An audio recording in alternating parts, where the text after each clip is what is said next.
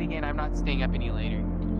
I like how we're the only ones here. Come on. It's like no one cares about privacy anymore. That person Who's cares that about person? privacy. That person's a nerd. Look how crazy they are over privacy. Good on you for caring about your privacy. Nerd. Well, privacy is good though. 640. You know. Can't have Respect your privacy elder. if there's nothing Respect to your privacy. elder. What is that supposed to mean? This age is 640 years old. Man, how long is it gonna take them to start this? If it Just gets kidding, delayed again, nerd. I You're swear not I'm just gonna actually get... a nerd. Cyan's a nerd. Science definitely. I'm not a nerd. Yeah, you are. Such a nerd. I'm not. I just care about my privacy. That is Oh not my what we're god. talking about. This world in mirrors. Oh, I swear to god. Are there mirrors? Yeah, your personal mirror here. It's like it goes schizo because it shows random shit only in the mirror. Yeah, it's like the skybox. They use like some ambient occlusion. Oh, which that one of us wants the causes intro? issues with I don't personal think I should use mirrors. my personal mirror. It's making it Oh, laggy. finally! Jeez, that took forever. Yeah. Mirror will make you lag if you're here. I wasn't just a club pin. Hello, Oh, I everyone. forgot it's a cat. I am Janaeus, and this is Alofox, and this is Clawing Back Your Privacy, Personal Internet Hygiene in Unsafe Environments, presented by DEFCON. Start with some intros. Alo, why don't you go first? Oh god. I'm a fox. I think that's all that's relevant, Oh, this is right? by the DEFCON. I don't know. I cannot hear I've you. been- Very quiet. Oh, that guy's mic is so quiet. I'm talking. Can you not hear me? I can't hear him. They can't hear him either. Alright. Is that what? Can you not hear Does me? chat hear me? Why is my voice not being I hear you, but you're like. He has the down. wrong microphone selected. Oh my goodness. His microphone This is listening getting. This for has gotten Washington. delayed twice. Oh my. And they're still having issues. something? I think they're just not projecting the voice correctly. Fucking. Oh my god. furries. Man, wait, what instance are they in? Introduce yourself while they fix my Your audio. mom's They're in my instance. Not this one. They're in this one? I all of a sudden cannot hear I said not anything. this one. So, Oh no. yep, got it. So, sorry about that. My VR is glitching. My name is Janaeus. I am a site reliability engineer and production engineer with about 13 years experience, going on 21 years experience total, 13 as a manager. I have been a hacker for hire. I'm also the vice chair of DEFCON, where I've been active for since 2019, I believe. Yeah, 2019. Yeah. Hello. It's my. Okay. No, He's not the making it worse. Oh my microphone. goodness. This is kind of embarrassing. I mean, This he's- is like it's a- one of the only ones I it's was looking about forward to, privacy. and they. It's a, Man, he's he's a privacy privatizing dude. his voice. It's like privacy. It's not, you know, Does he have microphone does he expert. have the what's it called, like the headphone mode on or whatever that makes it so? No, that voice only does it to references? other. Well, but they're standing like right next to each other. It shouldn't be doing that. And oh, he's gonna rejoin. Oh my goodness. What's the dog doing? Is it something? I wish we were in his instance so we could give him emotional support. Hello. Be like, it's Hi, okay. hello. Would you do that? How's How's Maybe you? some of them. You good? Yeah, we could throw tomato. I'm doing good. A little bit of It's super both, late for little me. bit of I both. joined off the desktop Like, because I skill wanted to issue, really but see this it's video okay, and it's see this panel. okay. Happens to the best of us. Skill issue. Oh my can get goodness, they're down having there. technical difficulties. Oh, how did I know this was gonna be the case? To It's be like, this is the fair, one this is place- like the only one that they've had technical difficulties with so Well, I'm far. like, this is I the think. one where they, the only That's one where not they can technical afford to. difficulties. because it's the There's last straight one they could just skill push it issues. back. Panel demonstrations. Look, Larry's gonna The tell guy- Let's listen to it. Wait, he got in the Today on my TED Talk. Oh my goodness. Is your laptop on? Today on my TED Talk, I'm gonna talk to you about He's I can like hear, I the can one hear guy Kane there. better than the guy. What? That's actually, but the one guy on there is like he must like have his desktop mic selected while he's in VR, so you can barely hear what he's saying, and they can't figure out why. No one can figure that out for some reason. Could you hear me while I was doing my TED talk? You were clearer than the guy in the presentation. Let me select my mouse and apply this input map. That way I can do gestures. I'm being petted. I was actually yelling Is your into the laptop on mic yet, to make Ryan? sure. You were heard. You can just walk on the stage. Dang, people are really respectful when you have to pay $45 to be here. You get your $45, you use your $45. It depends on when you paid for it. I thought it was $35 at max. How the hell are they getting up there? Right now it's $45. What? They said it would be standard pricing would be $35. They like bumped it up this year. If you're thinking about last year. No, I'm talking about this year. It was $25 for early bird. It was $30 for pre-reg, and it was $35. I don't know. You might be Hello, right. everybody. Hello, for the first time tonight. Okay, we're good now. They're back. Uh-huh. Hooray. Yeah. So let's try this again. This is clawing back your privacy, personal internet hygiene in unsafe environments, presented by DEF CON FERS. I'm Janaeos. This is Alofox, and we'll do some quick intros. Yes. Hello, everybody. I'm Alofox. I am VR chat Fox most of the time, but in my day job, I'm an information security engineer at PlayStation, and I've been doing a lot of like web application security stuff before that. I've always been interested in kind of like OWASP type stuff and figuring out how things work under the hood. And so that sort of led me into that career field.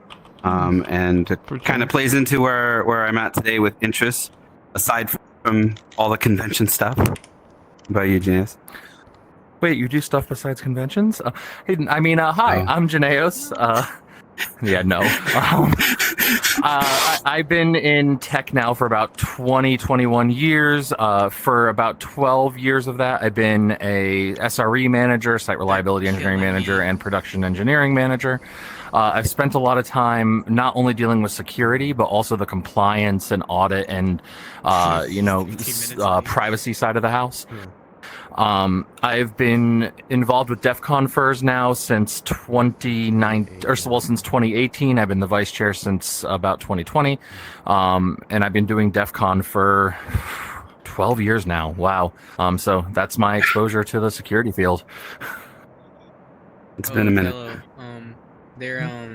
Yeah, so just quick Opening shout out. ceremony. This panel is Apparently brought this to you is by like the DEF first CON time where we FERS. can go wrong If or you've anything or get attended probably massively before, delayed. you might have attended our panel last year crazy. where we kind of talk Although about all it's that in lucky DEF CON and it's, hacking in no general. So this is just a quick slide just saying who we are as a group. If you're interested in information security and are furry or just anything kind of maker like that, feel free to join our Telegram group where you can, it's like a big open group for everyone in that interest. It's not just about those attending DEF CON. And that's where the community is, and we do cool things sometimes. Oh yeah. And it's, Also, there's some really not disclaimers. about DEF CON. There's a lot of people in that group who've never been and have no intention of going to DEF CON. It's really just for hackers with tails. Hackers with tails. Hi, cute butterfly boy. You want to cover the disclaimers? Sure. So some quick disclaimers, just get out of the way. So this talk is sponsored and organized by Hack Your Lives. We are the 501c3 behind DEF CON FERS. Alofox and I are both board members. Everything we're going to talk about is our own opinions and our own thoughts. Nothing has to do with any of our employers. We won't mention who our employers are. If you find out, it has nothing to do with them. And most importantly, we're going to talk about some really real hypothetical situations in this talk. We're going to talk about possibilities of what might happen. Some of it may be a little graphic, so this is your trigger warning ahead of time. There's not going to be anything too racy, but we are going to talk about some real, potentially somewhat dark situations. Also, first step. Current geopolitical topics. Yep. Allo, do you want to? I'll cover the history of hacking. So, let's talk a little bit about hacking and what it is and where it came from. Popular culture will have you think that hacking really is just about computers and, your stereotypical guy in the hoodie hacking into the bank from his laptop. And while there is certainly hacking that looks like that, that's not what all hacking looks like, and that's not even where hacking started.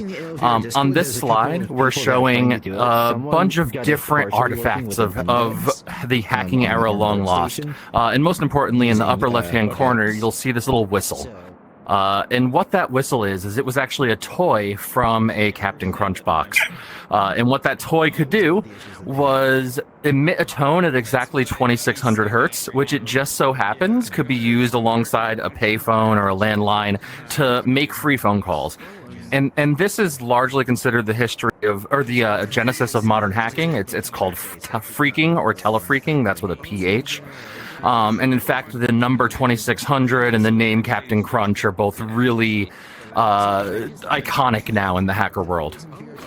Also on the slide, you can see just some other viruses and things. If anybody can tell me what that thing in the top center is that's below 20, you'll get a free cookie after.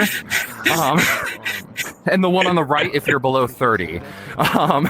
But we have... on the slide in no particular order, below Captain Crunch, we have Nod32, we have the Sub-7 virus, which was one of the first rat tools ever released. To the right of that, below the mysterious device that nobody under 20 knows what it is Nod32. That's the first commercial antivirus program that was ever released. Below that, the AIDS virus. Somebody actually said in chat, 300 baud audio coupled modem. Good job. Below that is the AIDS virus. This is actually from the 70s and is the first known ransomware in existence. And at the time, because there was really no internet, at least not one that most people had, to unlock the ransomware computer, you would have to send a check to a PO box in, I believe, the Cayman Islands. And they would send you back a code that you could enter to actually unencrypt your stuff. If you want more information, last year's talk was actually mostly about the history of hacking. This is just a condensed slide. In the upper right-hand corner of the slide, you'll see a QR code that will take you to the YouTube video for... I think I glitched out for a second. You're back. Back. Yep. Sorry. So if you click the QR code in the upper right, that'll take you to a YouTube for our talk from Ferality Umbra. Yeah. Next slide. I got it. There we go. Yeah, so we kind of said in disclaimers, this talk is going to cover a little bit about sort of current topics that are going on. Obviously, as someone who lives in America, both me and Janaeus, this is most knowledge to us. There's things happening all over the world all the time, even before current times here, but this is just sort of relevant. It's not really about why it's going on, but just sort of the consequences of that in the context of people like us. So, lots of stuff's going on. There's people protesting for equal rights, and I'm sure most of the fandom is aware of LGBTQ things, and it's been pretty negative for that lately here in the States. And having an opinion on these matters has put you subject to extra scrutiny when entering this country, which isn't something that I think even most Americans have had any experience with. A lot of us don't travel outside the country just because it's so big. And so this might be commonplace for others who have come to America before or gone to other countries across the pond, where the country they're entering might be a little bit more strict on what you're allowed to engage with. It's now becoming a thing here when a lot of my friends that normally come to United States for furry conventions are afraid to come to the US. They've canceled their flights. They're unsure if it's worth the risk of crossing the border just because of all the crap that's going on, right? And so there's a lot of scrutiny for having differing opinions, differing interests in your life, and whether or not you see existing as politics or just trying to be yourself, the consequences are real. And so that's where it kind of ties into this talk about privacy. What the main focus here is, what can you do to be more secure with your own information in a way that allows you to kind of have a little more say in who finds out things about you when you might be in a situation where it's not in your best interest for that to be all out in the open, like when crossing the border. Yep. So the core of what we're going to be talking about today really is about how to think about what kind of security and what kind of privacy you need to engage with day to day. Everyone has a different threat model, and we'll talk a little bit more about what we mean by threat model, but at a high level, it's the idea of what you need to protect and from who. You won't be seen by your neighbors if you never go outside, right? So the analog here is if you have a computer that is unplugged from power, unplugged from the internet, and never gets on, is used, then sure, nobody's going to hack into it. But what you're trading is the ability to use that computer. Similarly, if you never go outside, your neighbors are never going to see you, but you're also never going to go outside, right? And so we have to balance that risk with actually being able to engage with our lives and nourish ourselves and meet our needs.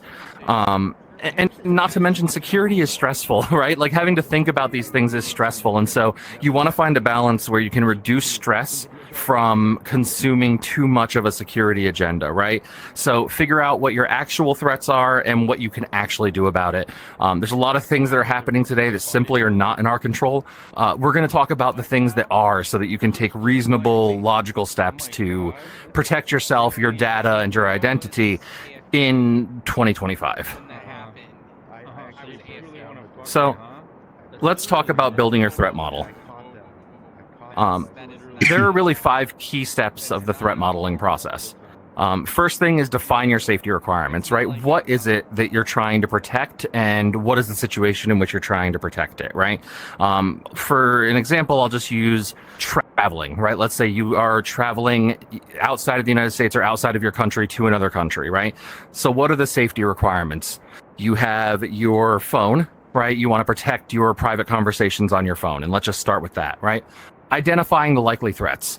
For whatever country you're going to, you are likely going to have to cross a border. You are going to have to answer questions from customs, and you may be asked to surrender your devices. Cool. There's your likely threat. Well, what's the threat assessment?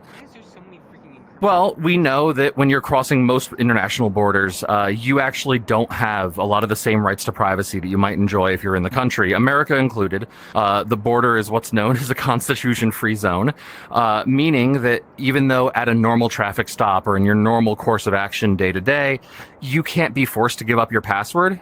At a border, you can, or at least you can be forced to give up your password or deported back to your country if you refuse, right? So that is the assessment of the threat. Cool. So how do we mitigate that?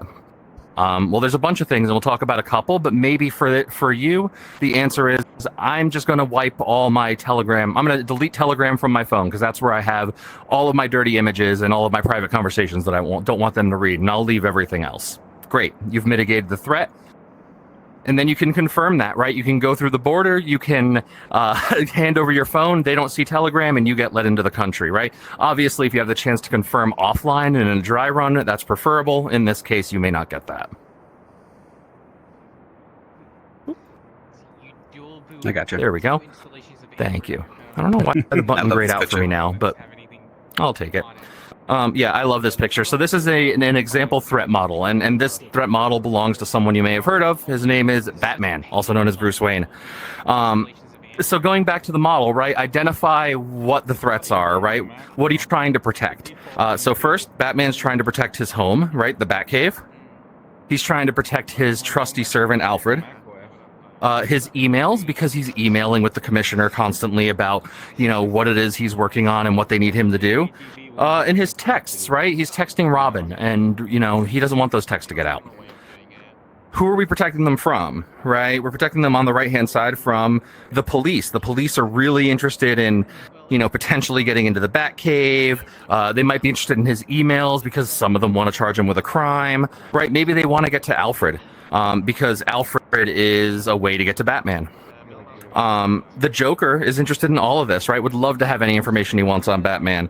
And even journalists, right? Journalists would love to get their hands on Batman's email and texts. Sorry, reading the chat. Neo and Nia, I agree. So how do you protect these things, right? Well, the house in Alfred, or the Batcave in Alfred, protect with a security system, right? Alfred is in the Batcave has a security system. Cool. What about emails and texts, right? Well, you can hide your location for emails, right? And not be, as well as texts, and make sure they can't geolocate you based on those.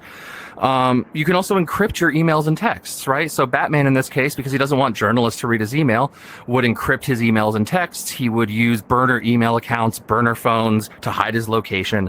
And this is how we think about threat modeling, right? Identifying your assets, figuring out what you can do to protect them, and from who. Gotcha. Current cybersecurity threats. So, obviously, most of us don't have the Batcave at home, and as much as we might have it when we put the headset on, but just kind of common stuff. There's always these fun things that are happening in movies where you just or even video games like Watch Dogs. You just walk up with the phone and you press a button and now you control everything. It's not necessarily like that. There's some realities that we live in. Obviously, I think most people, I would assume, in today's world know what the word phishing means, even though it's still the most prevalent attack that is successful when it comes to things like companies. But you notice that if any of you have an email address, of which we all have to have one just to log into things like even VR chat, you get everything but the actual mail that you want. So almost everything I get is junk mail. It's advertisements and stuff for things. And sometimes these ads look very fake, like your Nigerian prince offering you $1 million, and is really weirdly misspelled and is clearly, I think, a scam to most of us. We've grown up learning computers as millennials of that's obvious, and usually our parents or grandparents are the ones dealing with it. But even as the next generation gets online, they've gotten really good at making these look legit and real. And they go to the extent of where they hack the actual company that sends the email. And, we're smart enough to, some of you might be smart enough to go to the email headers and say, was this sent from the actual company? Can I trust this? And it's a hacked email. You click a link and, they download a virus or something. For us, like VR chat players, I think more common one is the Discord link scams. It's all phishing. It's a very, we talk about it like it's the thing that you hear every year in October Cybersecurity Month, and it's like, oh, that'll never get me. And then, you have to get in your Discord account back because it got you. So just think about links when you click on them. Just don't click on links. Google everything. Don't click on the ads, and try to get to the original website yourself. It's best way to kind of counteract that. Vishing, smishing, I don't think any of us really care about vishing. Raise your hand if you've answered your phone in the last 5 years, not me. I don't even have the ringer on. You can do something other than Telegram with it? Right? It's how I feel, right? So now text messages, I don't really get that much spam text. I mean, I did during the election season. I swear everybody had my damn phone number. It wouldn't stop, but don't click on links that get texted to you. There's no one that is smart enough to paste a link into SMS. So it's not anyone it's a pain in the butt for me to even do that. No, your parent isn't doing that. So don't click on that, right?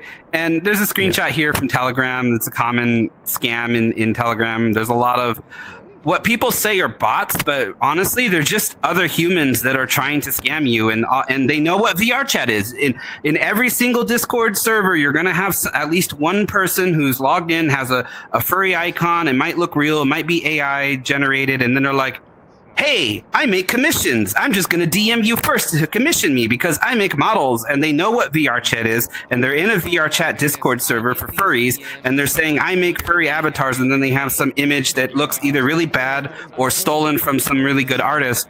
They know what you like. It's not just a random AI bot. There's actual humans behind this responding to you.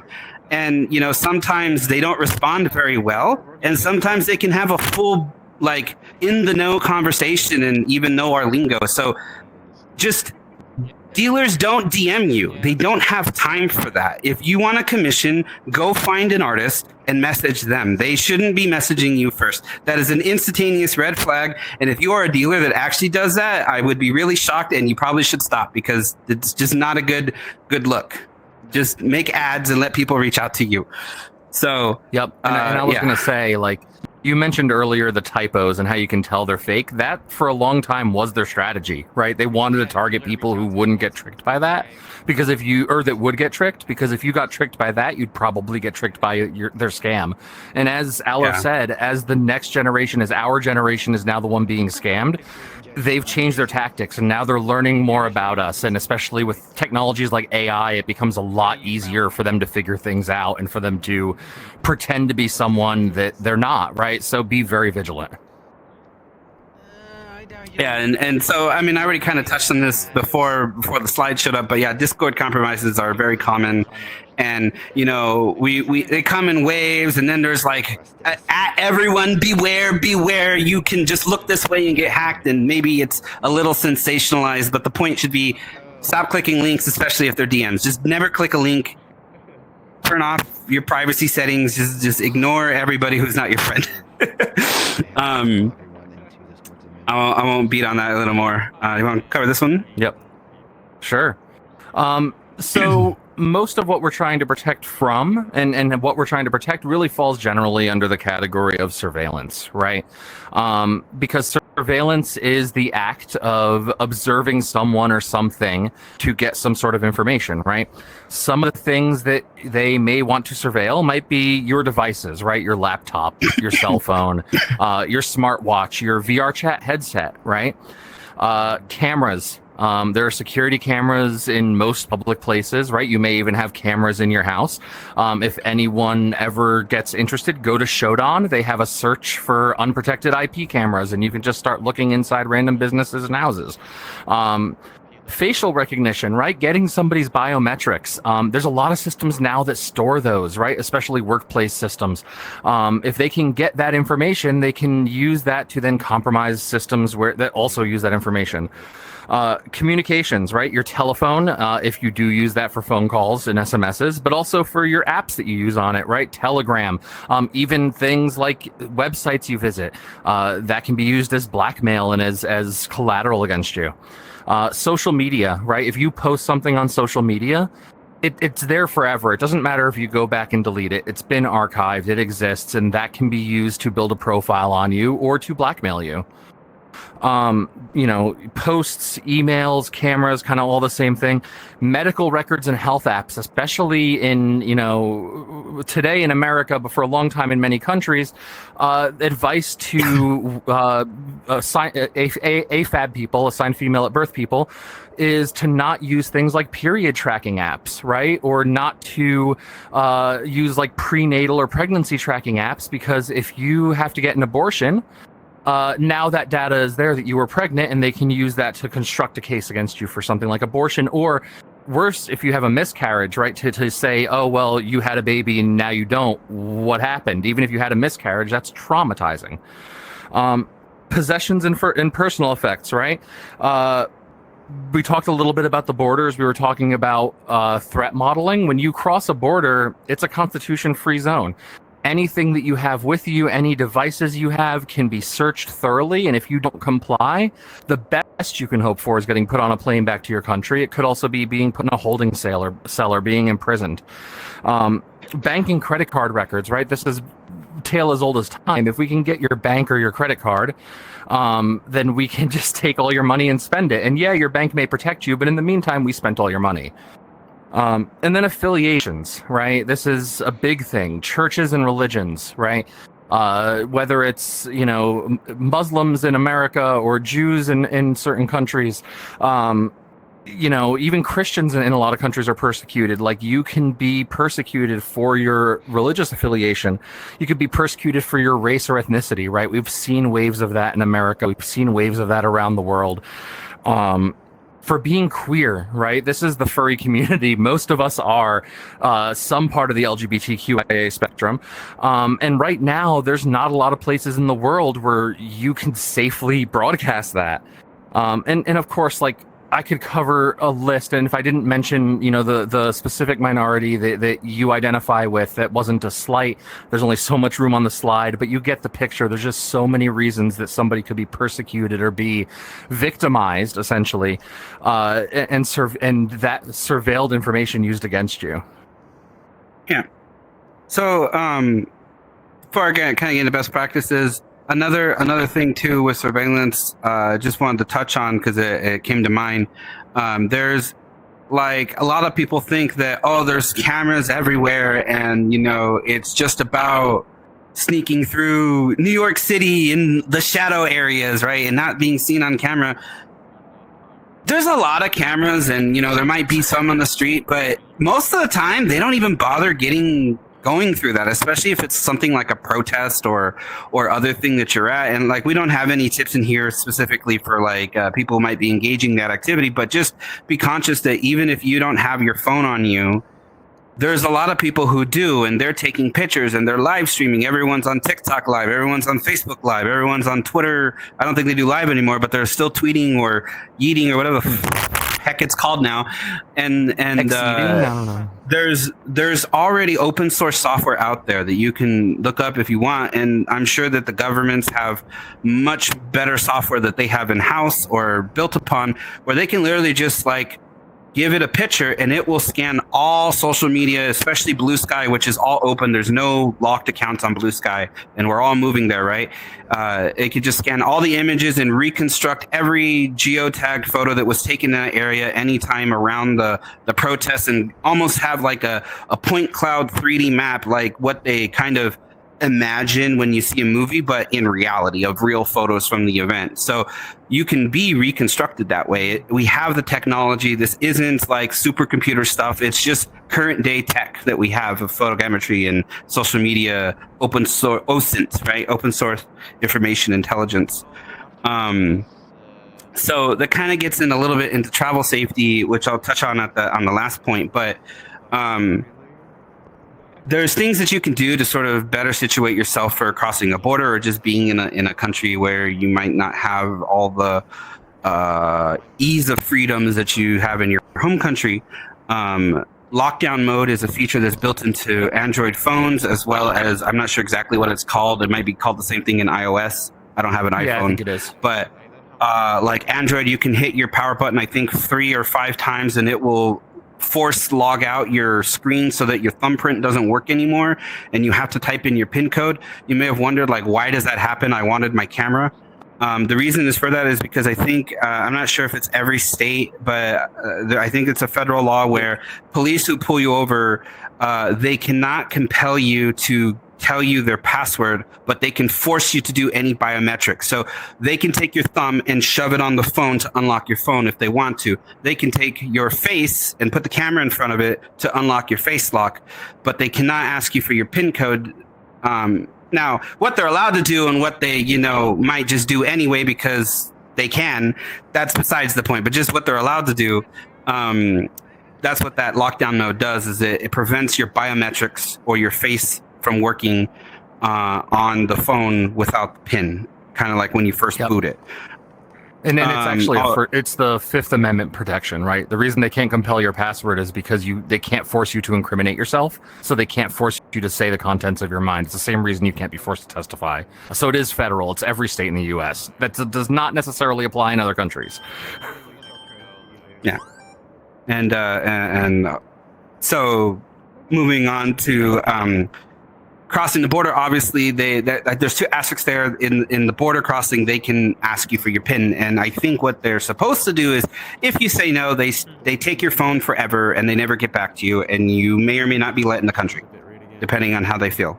So just expect that they will be going through your phone. Plan for it. If you are entering the United States, even if you are a U.S. citizen, they will go through your phone, and maybe they won't because of the way you look, or they're busy, or that agent doesn't care, and you had a good chance, or they were too busy. But they can stop literally everyone if they wanted to, if they feel that way. If you give them a weird look, or just the wind is blowing to the left, they can do it. So disconnecting your phone from the internet, put it into airplane mode. If you have some kind of guest mode for the phone where you can restrict turning on the Wi-Fi, turning on the network, technically they're not supposed to go through cloud accounts, but most of our cloud accounts, like when you have Gmail or Telegram, when you load the chat, it's downloading it to your phone, so it's on your phone and they have access to that. So it's best that you remove things like Telegram or your Signal or anything that you don't want read, where it might show who you have relationships with, or what kind of art that you like, or whatever. It's not about necessarily hiding illegal stuff. That's not what we're worried about. It's just, I have I have a certain religion, I have a certain sexuality, I have a whatever. There's nothing wrong with the content on the phone. It might not even be like adult subject, right? But having it off of your phone reduces that risk that it might be used as an excuse to reject your entrance, ban you from the country, incarcerate you, whatever it is that country might want to do. Removing any local data, wiping the phone is usually a good tactic if you can deal with it. I know that I'd probably be really frustrated if I wiped my phone, so I don't know. Yeah. You can always just buy a second phone. Yeah, one caveat with this and the burner, though, is if you show up to the border with a phone that obviously has nothing on it and it's never been used, they're going to know it's a burner, and they can use that just as easily as justification to deport you and deny you entry. That being said, they still won't know why, so that may be a safer option for some people than showing up with your real phone. A lot of Android phones and iOS phones let you transfer data, and you could just say only transfer text messages, because honestly, who do you even text? It's just your parents, and they don't care about that, right? Treat your family in SMS and leave that on the burner phone as a copy, and keep your Telegram off, right? And then avoid posting negative social media about the country, right? There's been plenty of news of I know that there's millions of travelers, and only one or two of them are on the news. It's not about the statistics, it's just about the possibility, right?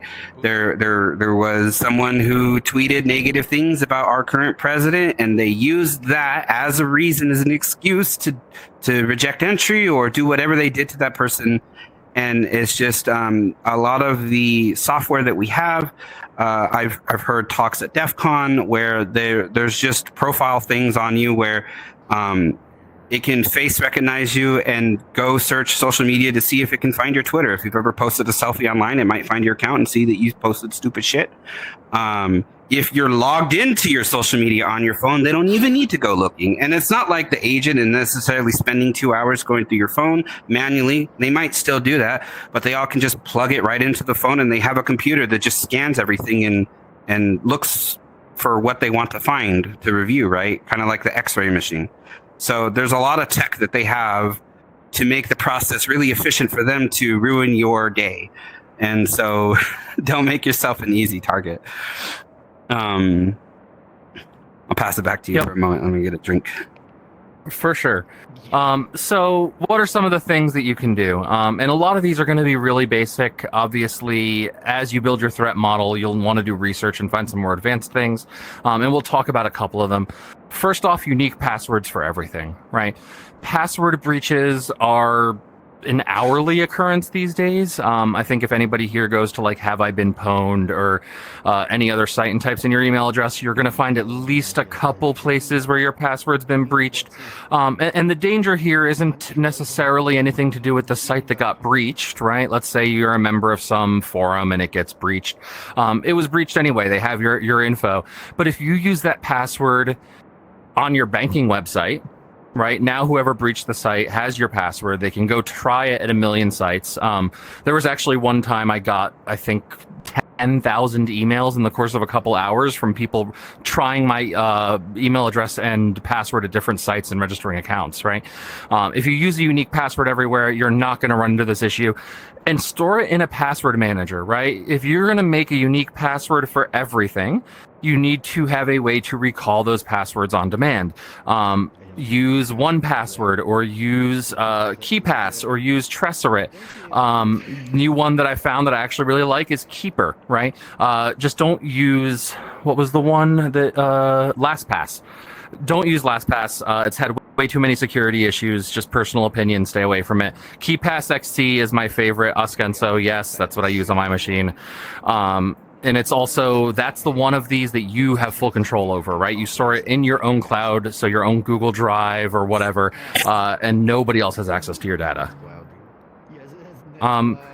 Those passwords should be strong. So besides just being unique, they should be strong. And this guidance is general guidance. There's a bunch of different ways to make strong passwords, especially if you have a password manager. Yes, correct, horse battery staple. You want to use different character types, right? Have at least a minimum character count, I'd say, of 16 if you can get away with it. Some sites won't let you. Don't use characters in similar locations, right? Don't just repeat characters. Don't end your password with 111. Don't do common patterns or keyboard walks. And when we say keyboard walks, it's things like QWERTY, or ASDFGHJKL. Basically just running your finger along the keyboard and walking it, right? Passphrases are better than passwords. If you want a really simple way to make passphrases, look up Diceware. It is a free open source tool. And I say open source because you don't even download software. You roll dice. And depending on the result of the dice, that forms your password, and you can use that every day to create new passwords for every site, and it's a fun way to do it, especially if you're into D&D. If you haven't read the XKCD on the right-hand side, correct horse battery staple, it talks a little bit about why passphrases are better than passwords. Please do not make your password correct horse battery staple, or if you do, send me your email address. That's my hotspot password. Hotspot, I like that for hotspots. Send me your social security. MFA? Oh, yes. 2FA, MFA, it's two-factor authentication, or two-factor authentication and multi-factor authentication. Some of you have heard of this before, but just for those to give everyone coverage, it's just having like multiple ways, multiple things, so that if one of your factors of authentication, like your password, is compromised, whoever compromised that will probably not have your second factor unless they are actively phishing you for it.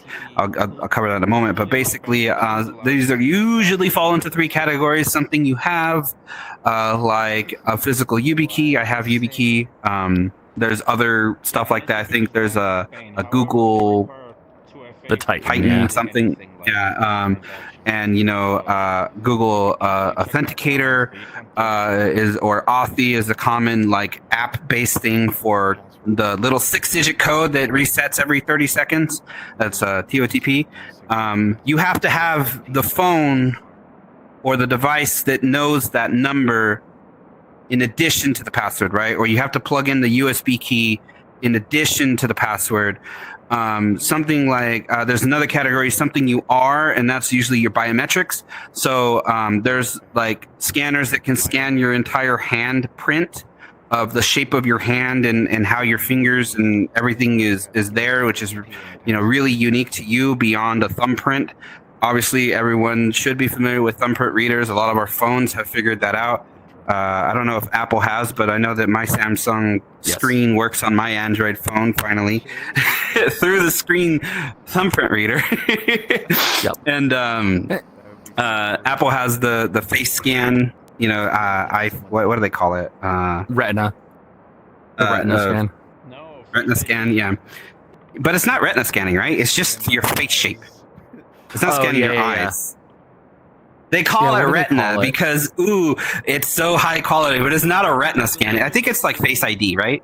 Face ID, that's what it's called. Yeah. So it's scanning the shape or the topology, to use VR chat, model, whatever, the shape of your face. It's counting your polys of your bone structure of your face to unlock your phone.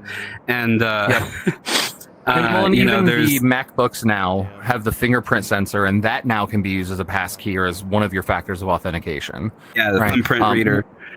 The thumbprint reader. One thing I will say as a warning on 2FA, your web browsers now, especially Google Chrome, will offer to be one of your factors. Unless that is protected by something like a fingerprint or some other way of unlocking it. And I think somebody was talking about this in the chat. Don't do it. That means if somebody's sitting at your computer, they have access to your 2FA, right? You really want to make sure that if you're going to be using 2FA or MFA, that somebody can't grab one thing and have access to multiple factors. Yeah. Also, don't use their password management. It sucks. Yeah, in the browser. You say, we'll ask you. No, it like literally harasses the heck out of you. I can't log into anything. It was like, do you want a passkey? Are you sure? It looks like you click cancel. Really, please make a passkey. I'm freaking annoying, I swear. Anyway, yep. I'm very happy that it worked. They disable that. Yeah. There's two other like biometrics that are used. I've only ever seen it in movies. Unless you work at some government facility or high tech place, you probably don't have a biometric that's based on your voice or your actual retina scan, where you put your eyeball in a scanner. Shout out to my Splinter Cell fans, where we it's part of the first game. We just shoved some guy's head in the scanner to open the vault, right? But anyway, the last category is something right? Which is your password, your social security number, which I think that's more of something everyone knows, but they don't count that as a category. And so I'll move on. So best methods, right? I 100% endorse YubiKey or similar type devices. I am not sponsored by them. I don't have any affiliate code, but I've always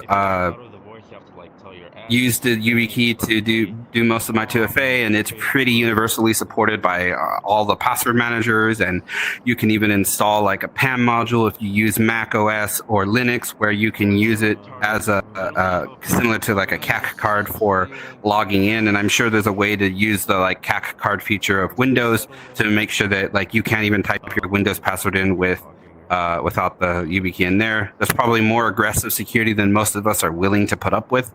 But I love that. The second favorite thing is obviously not Google Authenticator, but TOTP. So using an app like Google Authenticator or Authy. Authy's been annoying because they got rid of their desktop support, but I do use it that way. If my phone ever explodes, gets ran over, dropped into the ocean, whoever, I can, back up my phone onto a new one and log into it and recover all of my keys.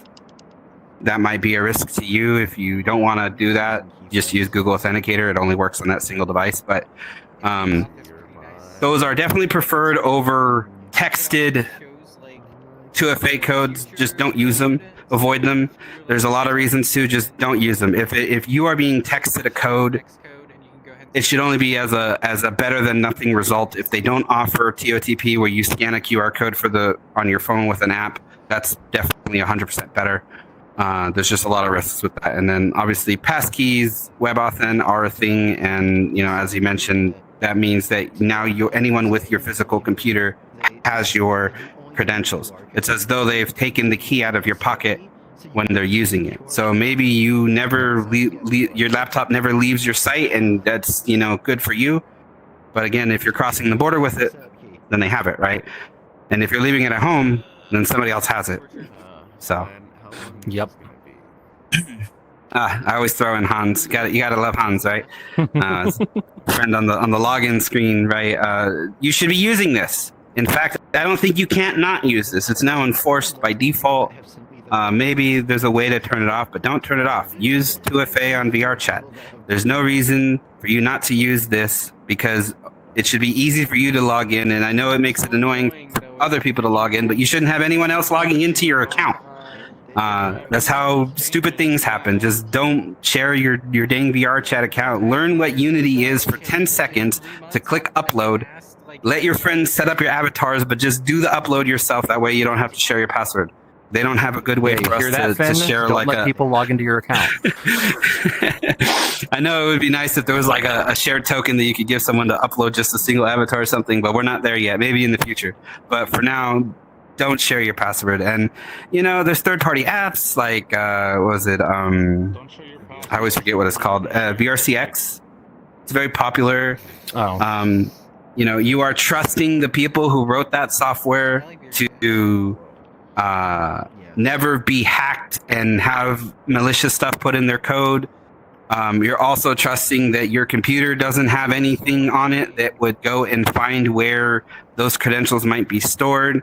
So I'm not saying that using VRCX is dangerous in itself. A lot of people use it. It is a very useful software, but it is adding to your risk profile, right? You are saving valid credentials on your computer somewhere for that software to work. It doesn't leave your computer, but anything that has access to your computer could potentially access those files. So this is not a slight towards VRCX or any other third-party software out there. It's just saying, hey, for that to work, it has to have something on there. I think very briefly cover this, and we'll take one or two questions. There is a Discord chat. I don't think anyone's using it, but we will look at Twitch chat. We have just a few minutes left here. Yep. So really quickly, you can't go on the internet without seeing a VPN ad these days, and they promise you the world.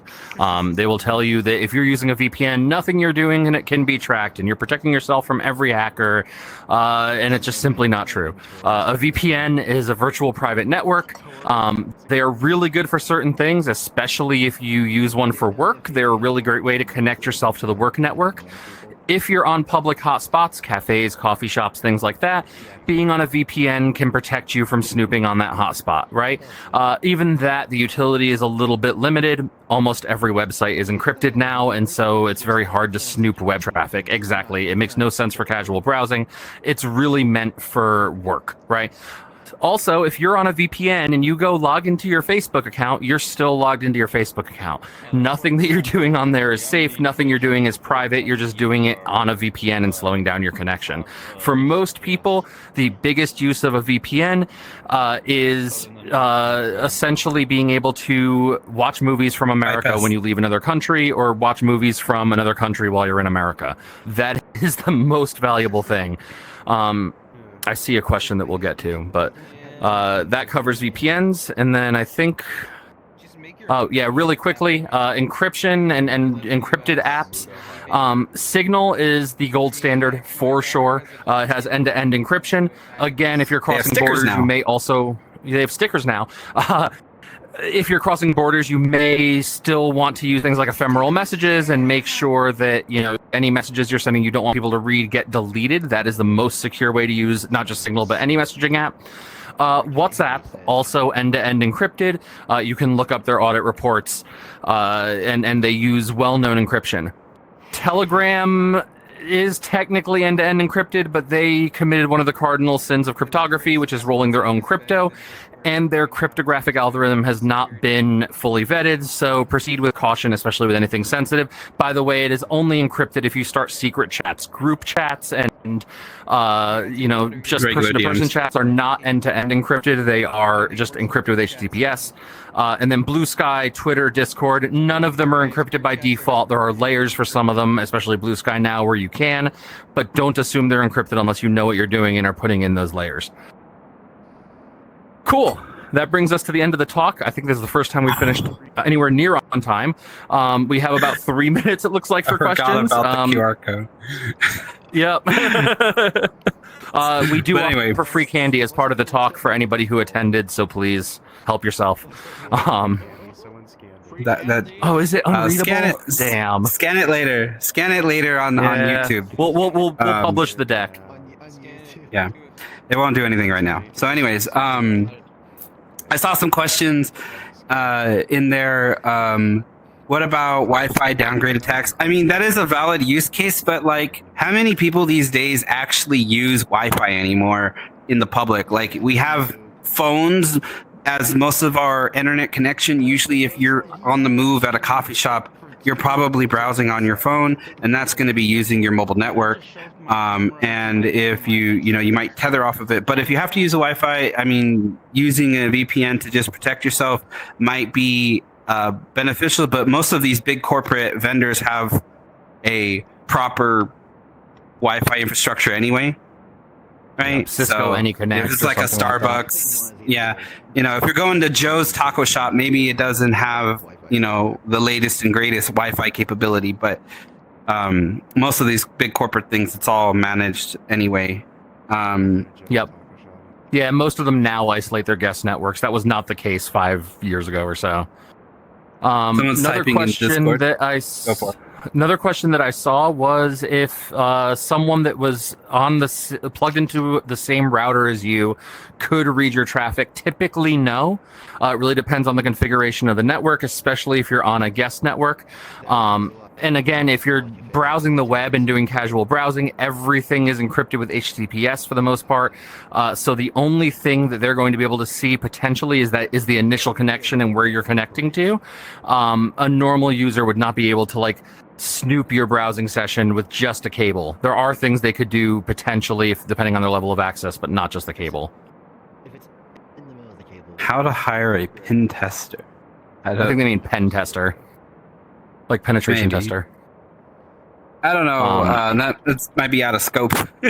Yeah. for this talk. I saw someone saying that they were now even more concerned to come to the U.S. Based on what you said. You have an elevated risk, right? It's covered in the news, and maybe it might be sensationalized a little bit. But there are thousands of travelers coming here every day, right? Maybe more than that. And obviously, they're not detaining everybody. They're not stopping everybody. But they are stopping more than 0 people. So the whole point of this wasn't to say, oh, it's scary to come into anywhere international, especially here, and that, you should be scared out of your mind. It's to think about what you're bringing with you and make smart, conscious decisions on what those things are and what's on them, and reduce your risk, reduce your profile of if you are the randomly selected individual in the line to get the pat down and get, whatever your shit gone through, that you're already prepared and it's not a surprise. Like, you had no idea this was possible, and you have all 372 group chats and Telegram fully downloaded and cached, and all that. And right, so don't get caught with your pants down. Right, basically is I think more the point than to never come across a border. It's scary. It was more about that. I do want to call out Ceci Lasso's answer to how to hire a pen tester. Just proudly brag about your website security on some forum and watch everyone try to prove you wrong. I think that is probably the most effective way to do it. Thornfox, the username, if for some reason that's not working, the username is DefConFurs on Telegram. It's just a chat. It should work. I thought we tested it yesterday. DefConFurs on Telegram, all one word. And I think that brings us to time. Last parting thought, yes, a lot of what we talked about is a little bit scary. This talk is not meant to scare anybody away, like Alofox said. This talk is meant to empower you and let you think and reason about real common sense things that you can do, logical things that you can do to keep yourself safe when you put yourself in situations that maybe are riskier than you may think. So please don't be discouraged by this, right? Think about your threat model and come up with some action plans that you can use to protect yourself. Yeah. So, thank you everyone who sat along with us, listened to us ramble a little bit about why you shouldn't put stupid things on your phone. If you're going to put stupid things on your phone, use Signal. It looks like there might be 1 or 2 more questions in Discord. We might reply to that after the talk. But thank you everyone for coming, and hopefully you get some sleep before tomorrow. And of course, Club Fin is still going on. So see you guys around. Thank you, everyone.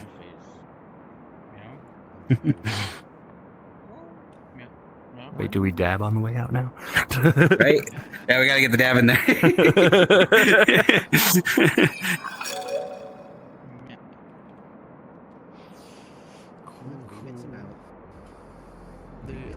I had hoped they would get my question psychology.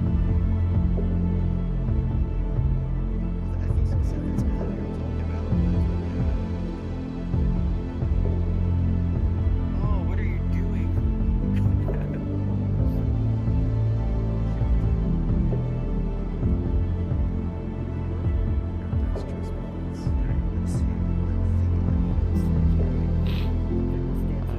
Oh wow, that guy just.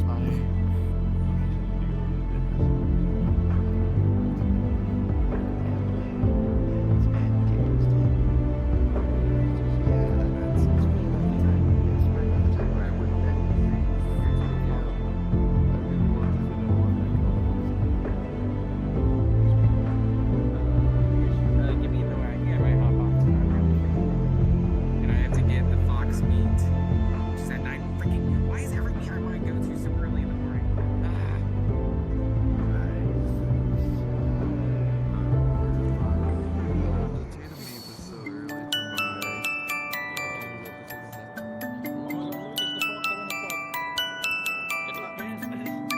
This is an hour long of dancing.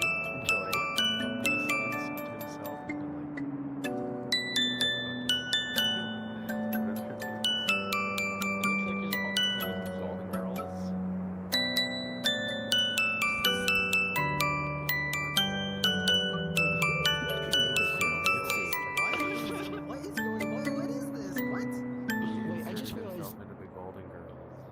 I just realized this is not an actual event, so that's just an Easter egg. Yeah. That's pretty great. That's just an Easter egg that they did. So the event is happening like tomorrow. The next panel in this world. It's like 8 hours away. Very On the experience, that's what Fox stands for. 0.1%.